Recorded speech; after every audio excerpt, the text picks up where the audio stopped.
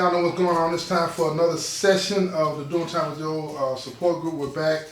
Now, when we left off, I wanted to ask Phil that question about does he believe that his reluctance in expressing guilt, does he believe that it could be misconstrued?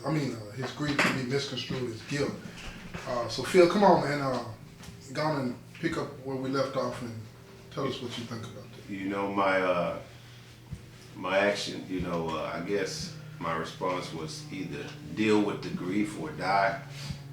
I had made a conclusion that it was probably best for me to die because I've never felt more alone in my life than in those moments. So your question is, do I believe that my guilt could be misconstrued, or my grief could be misconstrued as guilt by somebody else?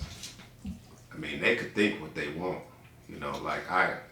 everybody's entitled, but don't sit here and say you love me and then you've got a mind that I could be guilty of what these people saying.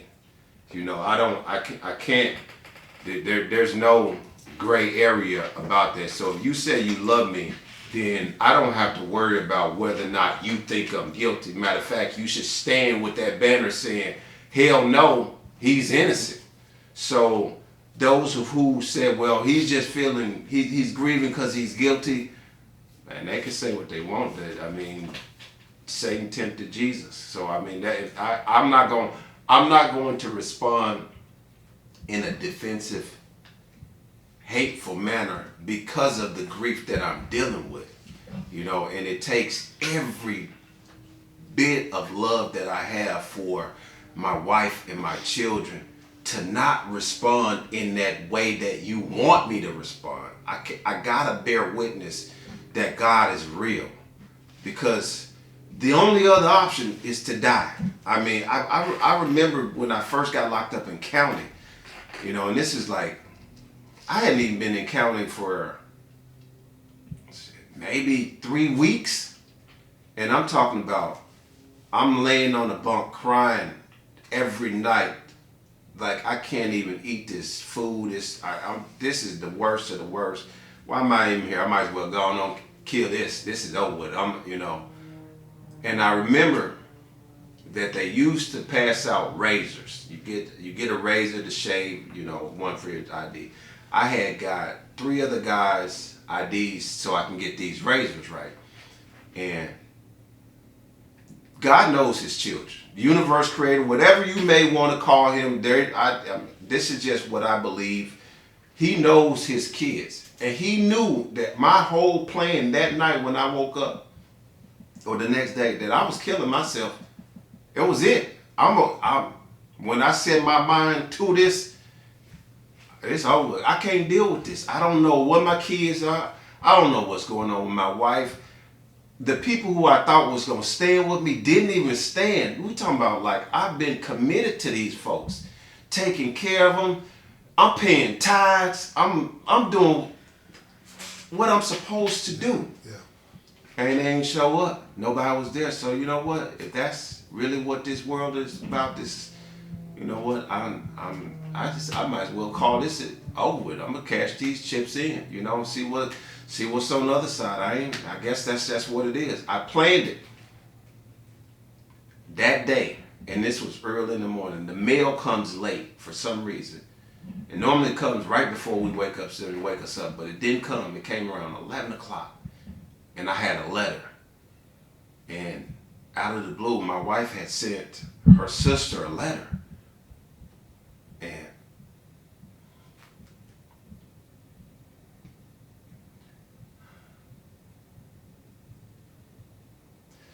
in the letter,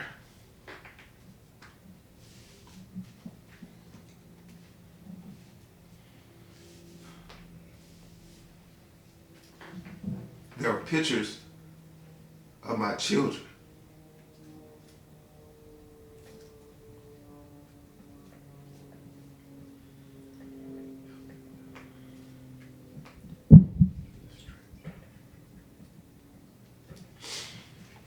Take your time. And my wife was encouraging me out of nowhere, my mom shows up. And she said, I felt God was telling me, I need to come and see you. She said, I don't know why I'm here. I don't know why I'm here, but he's telling me I need to see you. And I remember just crying. And it wasn't that I was crying because of me, the loss that I had endured, or I was enduring what was going on. I was crying because that was the first time in my life that I had ever experienced a complete separation from God or who I knew. And I not only did I experience it and I felt it, but I felt that he showed up in a way that nobody would have I would have never guessed or even dreamt of, that the one that I'm concerned about is sending me a letter encouraging me, saying, hold on, make it through. We're going to make it through. Here's a picture of the kids. Remember them. And it changed me from then on to where it's like I didn't fear anymore. I wasn't afraid. So, it took me to a place and it created a whole new Philip to where now I'm just going to tell the truth. I'm going to be honest about what I experienced. No longer am I going to believe in these, you better not keep what happens in this house stays in this house. I'm not going to believe that God is this way or put God in a box. I just decided to everything that I had ever learned about anything was just non-existent, and I was going to be free, and I want to be free. Even though I'm dealing with I'm all right, y'all. I'm okay. So now that I can go and destroy these things and heal these wounds, it's just like I can be honest, and I can say that this is making me more and more honest. When I think I'm honest, I can dig deep and be even more honest. When I think I've got it figured out, now I can draw back and be like, you know what, I should look at it this kind of way. And it has helped me learn. I mean, me and Joe talk about it all the time. It's always the responses we get from people are not the issue. It's the symptoms of something else. So. Yeah, you're going to be all right, man. Just stay prayed up. Like you've been through a lot, man. And I've been around you. As long as I've been around you, I've been hearing little bits and pieces. I ain't no half of that, man. I'm going to pray for you. But just stay prayed up, man. You're going to make it. You're going to be all right. Yeah, it's going to work out. I understand that because I went through that. They say within the first 90 to 6 months within incarceration, the first thing we contemplated suicide. I went through that my first week. So I understand. I've been there. I signed up to see the psych doctor 3 times in 1 week. They continued to turn me down. First guy came and saw me. How long you been here? I said a week. He said, you ain't been here long enough. Write me a request, a sick call, request form in 30 days. 30 days came by. I wrote another one. He sat down and talked to me for 5 minutes. Oh, you'll be okay just because you're incarcerated. What the hell? I just told you what was going on with me. I expressed this to you. And you tell me that I'll be okay, and you walk away. So when I got to another facility where I was at, the sick call, City Mental Health. Guy come down, how long you been here? I said, I just got here a week ago.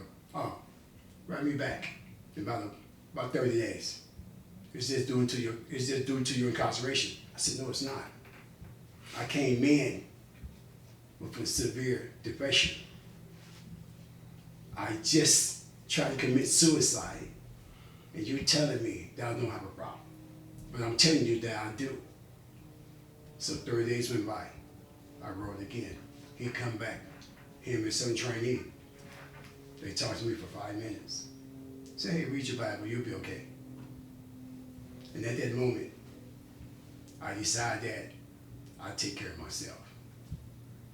At that moment, I had talked to God and said, hey, I know what I want to do. Now first, I knew I had to come to prison. I said, well, I'm going to do law. I said, I didn't want to do law. I want to do mental health. I want to do counseling. for people like myself who can't get the help that they need. The system, I feel like they let me down. I feel like they let a lot of people down. You come in, you reach out for help, they pat you on your back and send you on your way, instead of giving you the help that you need. Why do you think that the system is so dismissive?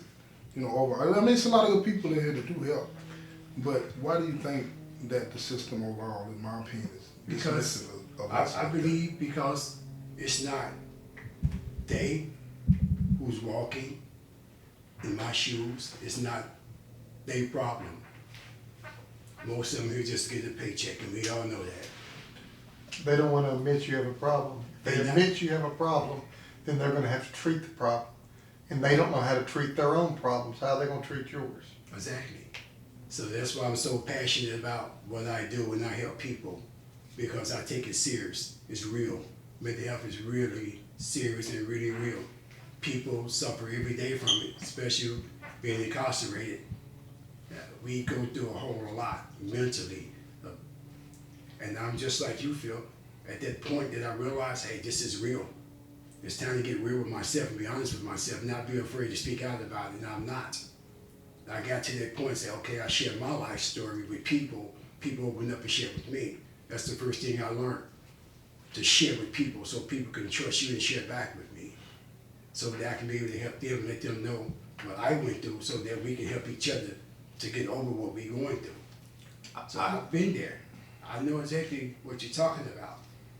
I believe that the reason why it's so easy to dismiss is, man, I couldn't imagine having to deal with me every single day and listening to me and having me dump all of this onto that person, not only just me, and there's a million of me's. Yeah.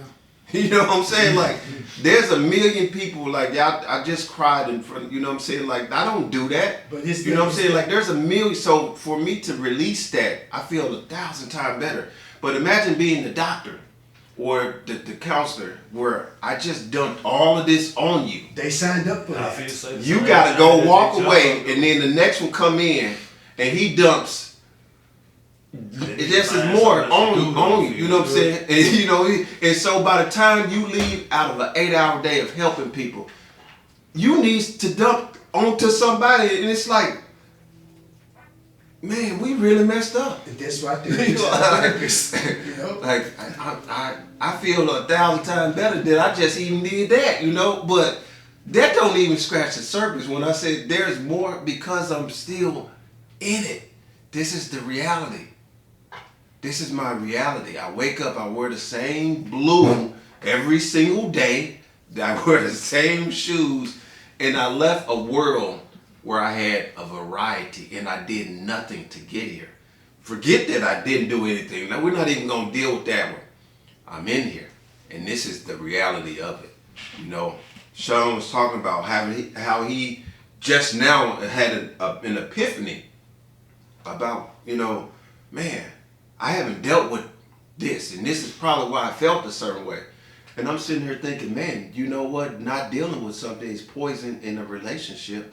And if we don't begin to deal with these things, we are going to poison all of our relationships to where our relationships won't even be real because they've been tainted, because I haven't dealt with something that's so traumatic to me to where I can't really get to know who Joe is because I'm screwed up. So I get to put out a representative of who I want Phil to be, but you don't really get to know Phil because of, man, I got all kind of guards up because I don't want you to touch that spot right there that's sensitive. That's not being honest to yourself. And that's, bingo, goes back to me not being honest, trusting, and expecting. We all wear armor, all of us. I don't want to wear it no more. Yeah, but you may not. If I'm at visit with my sister, and I love my sister more than my own life, would die for her in a heartbeat, in less than a heartbeat, I still wear that armor because I don't want her to know how horrible this place is sometimes. I protect her because if she knows a lot of the stuff that they do, she would never be able to sleep. So I put that armor on. And sometimes, the best analogy I could give is when you're dealing with a life sentence every day that armor gets heavier and heavier and heavier. And sometimes you can't even get out of bed because it's just weighing you down. And you don't see that end. Trust me, I know. I've been on this one's door, I can't count how many times. And I'm just going to tell you, y'all ain't the only ones. When I just come in, I was 18, I hung myself. I did. 30 seconds more and I wouldn't be here. I looked outside the window, I played this better than Ocean's 11. Nobody walked through the gate. Everything was fine. The one time I did, an officer said that he didn't even know why to this day he walked through that gate. It was a wild hair because it was a longer route. He looked in, saw me there, come cut me down. It was a near miss. I blacked out. When I woke up, I was completely naked in a room. I thought I was in hell. I was like, well, this sucks, I started screaming. I didn't know what. Now they're freaking out because I'm freaking out, and they're trying to explain to me, you're fine. Because I had just got there. I had never seen this part of the prison before. I don't know where I'm at. I'm freaking out. And then they gave me a needle, and then like 4 days later, when I woke up, they explained everything. But they didn't do anything. Their response was, yeah, just read your Bible, you'll be all right. They put me in a cage, and that was it. Their solution to suicide is one of the worst ones ever, because what they do is they take you, they strip you naked, and they put you in a cage with nothing. And then sometimes they'll even turn a fan on it, because they think the more you're uncomfortable, the more you won't do nothing. And only thing they're doing is making it where a person will tell you anything to get out of that environment. Oh no, I'm good, I'm fine, I'm not even thinking about that no more. Inside, they could be screaming, begging for help, but they're not going to tell them that because they want to get out of that bad environment that they're in. I don't have the solution. I'm not smart enough to have the solution, but I know that is not it. Putting a man, stripping them butt naked in a cage and putting a fan on them so they're, freezing to death and, Not the proper protocol. No, it's not. But that's their solution. That's what these people try to weaponize everything. There's no solutions. They just quick fixes. We're gonna put this Band-Aid on this bullet hole and we're gonna consider it done. Let me add to that. You said, it's just my opinion, man. It's a lot of people that work for this system. If they ain't built for it, they ain't fit for it, they got a choice to be here or not be here. But I ain't gonna lie, man, it's a doctor named Dr. Ernie. I was going through a lot. I came in when I was young, right? But I was going through a lot at the time. I'm talking about I was violent, I act out, and I was paranoid. He the one diagnosed, one of the doctors diagnosed me with paranoia and depression. Man, this man really saved my life and really gave me another way of thinking before I got out. And I think that's why I stayed out so long when I did reach the streets again, right? After going through 19 years of this hell on earth. But man, it's up to the people. Like she a rec therapist. She might be totally different from another rec therapist. This doctor right here might do try to help you. And like you said, they put you in a butt naked tank and all this and try to discourage you or whatever. But it's certain people in this system do care and do try to help, right? But this system, man, like he said earlier, if he would have just said like, man, look, man, it's a lot of people in this system that don't deserve to be in this system. They working for a check, like you said. But there's a lot of people do care, man. I would say a lot. I'd say maybe 1%. Because they're somebody care? Yeah. No, it's more than that. They're breeding them out. The state doesn't want them to care.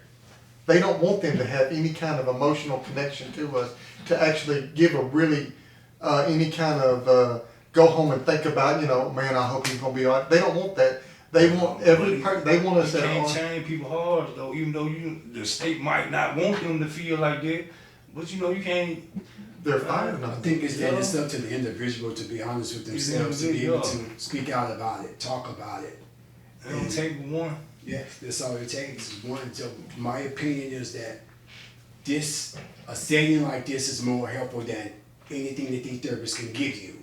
Speaking about it helps a lot. That's one thing that I learned from mental health, that when you talk about your issues in a setting, in a therapeutic setting like this, it helps out a whole lot. We can be here to support each other, pat each other on the back, share each other's experience. Because me personally, I know that we all suffer through some type of mental health issues being incarcerated. From the day we got in, from 5, 10, 15, 20, 30 years down the line, we dealing with some issues, some real bad issues. And the only way to get it out there is to spit it out, throw it up, cough it up, sneeze it out. However you want to get it out, get it out. Because if you continue to hold it in, it's going to continue to bother you. Sooner or later it's going to explode. Whether these people inside these walls help us or not, we got the support of each other. Because I learned that there, like you said, maybe 1% or 2%, I met a few people that was willing to listen, which I cried to, I put my heart, soul out to. And those people are not here anymore, but I did. But over the years, the books I read, and this is what I got from the books, is to speak about it. Don't be afraid to share that shit. Because if you be afraid to share, then you're gonna be afraid to get the help that you deserve. So the best thing for anybody to do is just, I appreciate Joe. When it first came to my attention to do this, I was like, hey, I'm number one guy. I'm the first person to sign up and say, I'm with it. I'm down with it. I think his Emperor of Content was the first one to do it. Yeah. Okay, that's a good place for us to stop right there. And we're going to pick this back up in the next episode. I think, Sean, you wanted to say something?